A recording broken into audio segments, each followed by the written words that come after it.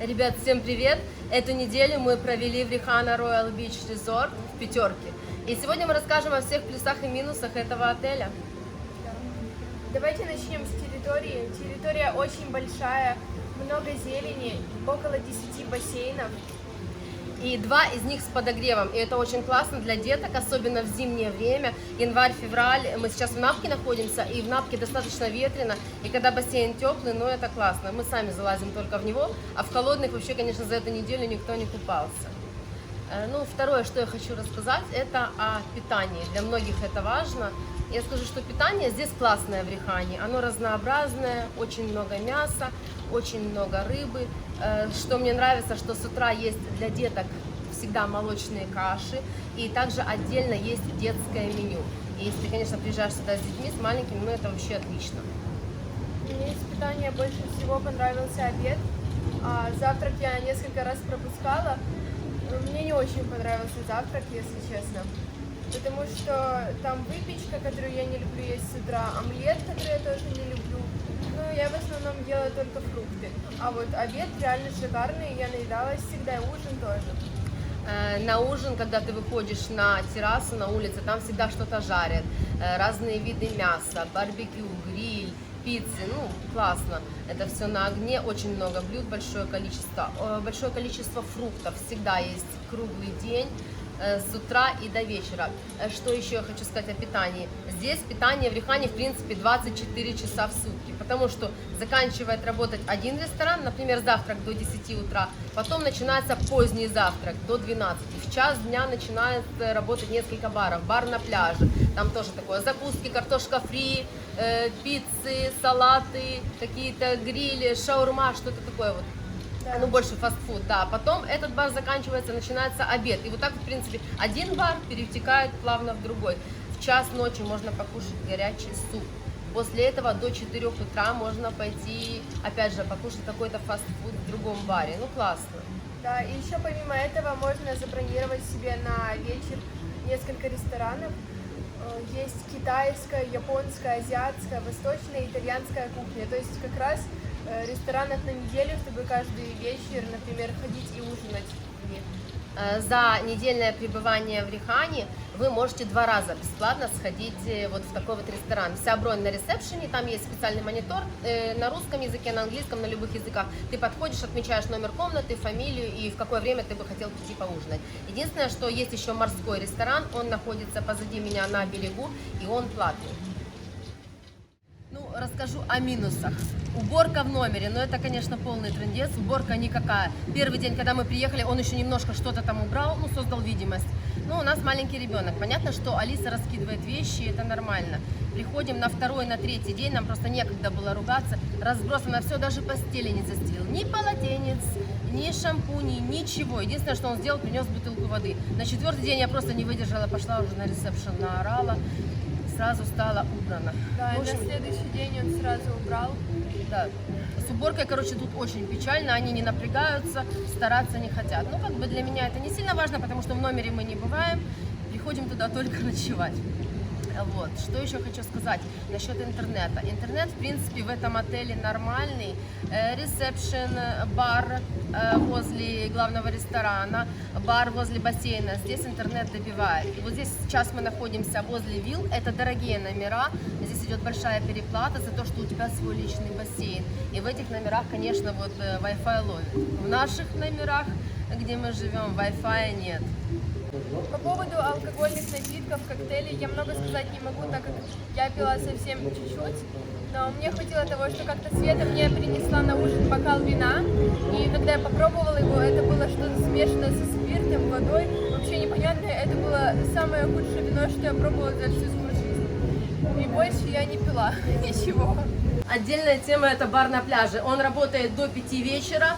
Очереди просто гигантские. Бармен вообще не парится, его это не волнует. Он может уйти на 10 минут болтать по телефону. Очередь стоит 30 человек. Люди уже все начинают нервничать, все хотят какие-то напитки взять. Просто нереально. Я думала, это разово. Но оказалось, что это система, это вполне нормально. Это тут практикуется каждый день. Сейчас спустимся на пляж. Я покажу вам, насколько классный пляж в этом отеле. Даже несмотря на то, что это Напк. Пляж Риханы достаточно широкий, особенно если сравнить с соседними отелями. много очень шезлонгов. Кто-то хочет ложиться прямо возле бара на пляже, кто-то ближе к пирсу. В баре на пляже вы можете пообедать с часу до 3, как в принципе и в нашем ресторане. И там дают больше фастфуд, булочки с котлетой, и ты сам себе добавляешь овощи в бургер, хот-дог также, картошку фри. Короче, не очень полезная еда, поэтому мне кажется гораздо лучше сходить в ресторан пообедать, потому что там есть и рис, и паста, много овощей, сладкое, и потом вернуться на пляж загорать.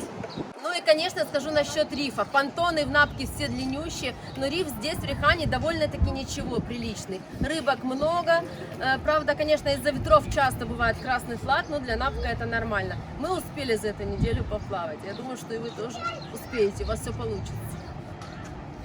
Вот бар на пляже, все очень долго. Час дня, очередь уже стоит. Все хотят кушать. Сегодня последний день, нам нужно идти в столовку, но мы не хотим, нам лень. Алиса ест картошку здесь на пляже, потому что мама ленивая. Жопка, мама не хочет идти. Но здесь есть также суп, и это очень классно, потому что после этой картошки я сейчас кого-то накормлю чем? Супчиком, да? Нет, такое. Какая супчиком? Будешь сейчас, будешь. Ну и пик всего просто за эту неделю. У Светы из чемодана 3 пачки сигарет стырили. Мы ходили, конечно, на ресепшн, ходили, ругались, но это бесполезно. Естественно, никто ничего не вернул. Ну, просто, реально это чересчур. Деньги в номере я не оставляю. Сейф у нас не работает, потому что с ним какая-то проблема. Ноутбук свой, MacBook Ася забирает с собой. Телефоны, в принципе, паспорта я тоже ношу с собой. Потому что в номере, если уже сигареты, так вот оставлять. Да, я заметила, у них с сигаретами вот во всех странах проблемы. Не, я, конечно, понимаю, они я не вижу, дорогие для в чемодане, да, и вот так вот достают. И они вот решили немножко покурить. А сегодня у нас последний день отдыха в Рихане. Доця, что ты делаешь, а? Что ты сделала? Когда красный флаг, штормовое и купаться с понтонов запрещено, все лезут вот сюда. Это тоже очень удобненько.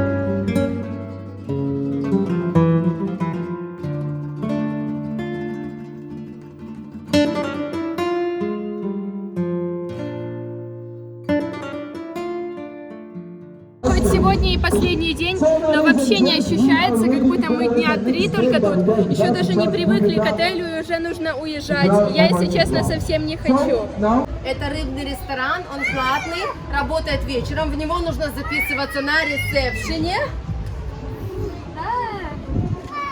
И здесь вечером красиво, вид на море. Морепродукты, креветки, крабы, скажи, да?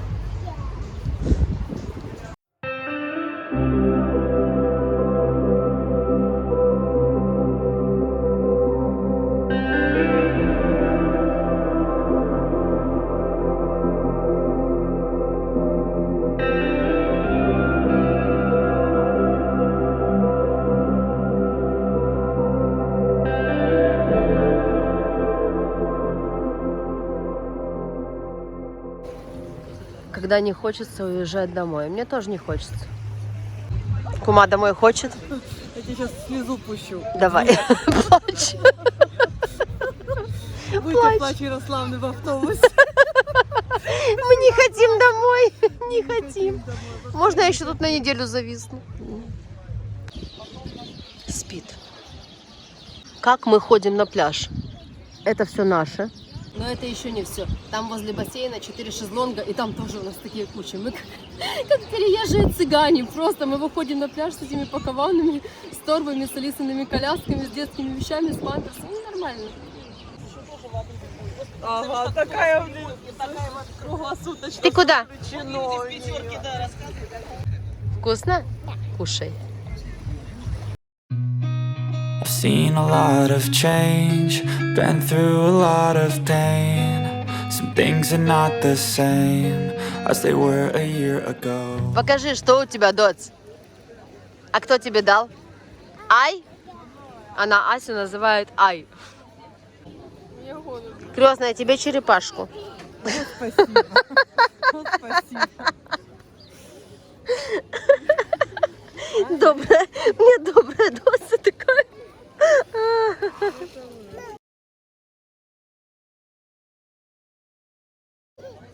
Алиса у нас такой маленький агрессор. Она бьется, толкается, хочет Асю сбросить в бассейн. Ты что, Дота, нельзя? А если Ай упадет, что мы будем делать? Ты ее достанешь потом? Ага.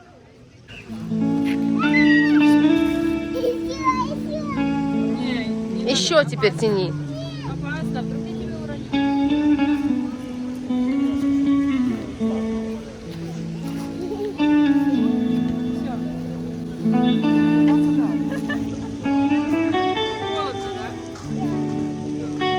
Теплый бассейн, в который мы сегодня не дошли. Вот так тут по вечерам травят комаров и насекомых. Нужно закрываться, потому что этой херней дышать нельзя. Она очень вонючая. Короче, ребят, мы сейчас в Рихане, и я вам хочу рассказать о воровстве в номерах. Ну это капец. Я 28 раз в Египте, и такого у меня еще не было. Мы завтра улетаем. Сегодня, в предпоследний день нашего отдыха, у нас из номера пропала куча вещей. Пропали мои новые кроссовки, которые я купила за $100, я их пару раз одела. Пропала пачка влажных салфеток для Алисы, новая, которую я ни разу не открывала. Пачка памперсов для малой. Мне сейчас даже не во что ее переодеть. У Светы, у моей кумы украли 3 пачки сигарет из чемодана. Это то, что мы обнаружили сегодня. Но еще я уверена, что есть по мелочам масса всего. Косметика, какая-то ерунда. Но это жесть. Реально, это пятерка, которая на берегу. И это нормальная пятерка с хорошими отзывами. Я была в тройках, я была в четверках. Но такой херни я еще просто нигде не видела. И вот сейчас мы ждем, пока придет администратор, и будем как-то выяснять, решать этот вопрос. Я не знаю, решится или нет, но это просто жесть. Вот мы сейчас пришли в наш номер, чтобы охрана отеля обыскала еще раз, чтобы я не ошиблась, что кроссовки мои не украли.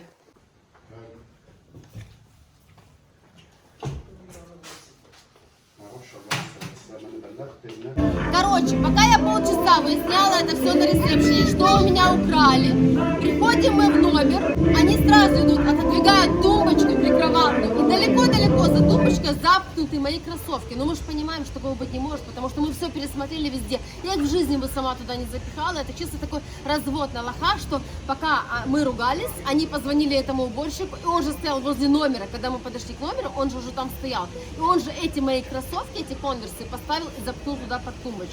Ну, естественно, они начали делать из нас дурачков таких, дурочку из меня, из кумы, что, ой, вы сами их туда засунули, сигареты, памперсы, салфетки там же, вы найдете где-то их в чемоданах, ищите, девчонки. Ну, это просто, конечно, жесть. Развод от Риханы. Короче, ребят, я вам так скажу, вот, это не первый отель в Египте, как я уже говорила, а 20, не знаю какой, 28 или 29, не оставляет, если вы сюда приехали в Рихане, ценные вещи в номерах. Ни деньги, ни макбуки, ни телефоны, ничего. Даже если у вас есть что-то дорогое из одежды, что-то новое с бирками, я не знаю, что еще можно сказать, ничего не оставляйте, потому что вы просто тупо лишитесь этих вещей. У меня здесь вот, в принципе, за всю историю, что я отдыхаю с 2000 года здесь, в Шарме, это у меня второй раз вот такая вот хрень. Но такой наглости откровенной я еще нигде не видела. Ну, вот как-то так. Неприятный осадок остался. А сегодня суши.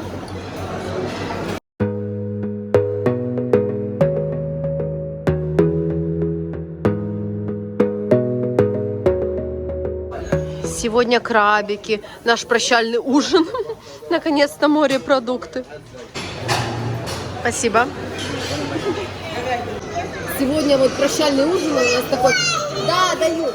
И он самый вкусный. Кушай всего вкусного, что любит Алиса, что я. Что ты хочешь? Булочку? Булочку дядя сейчас принесет, сказал. На, бери картошку, давай. Да, картошку бери.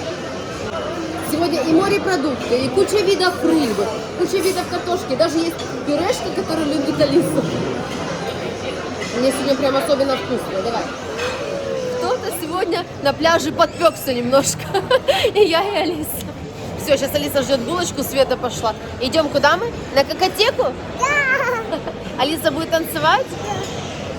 Да. Бабайка пугает дядю. Ты испугала, видишь, как испугала? Ты что, бабайка? Покажи. Ой, боже, я сейчас испугаюсь Алису.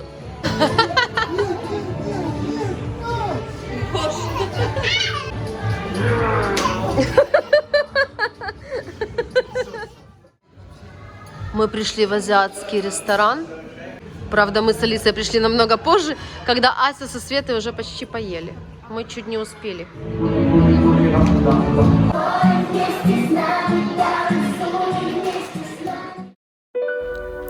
Мы летим домой и еще не знаем, что через несколько дней после возвращения вся наша жизнь изменится и начнется война.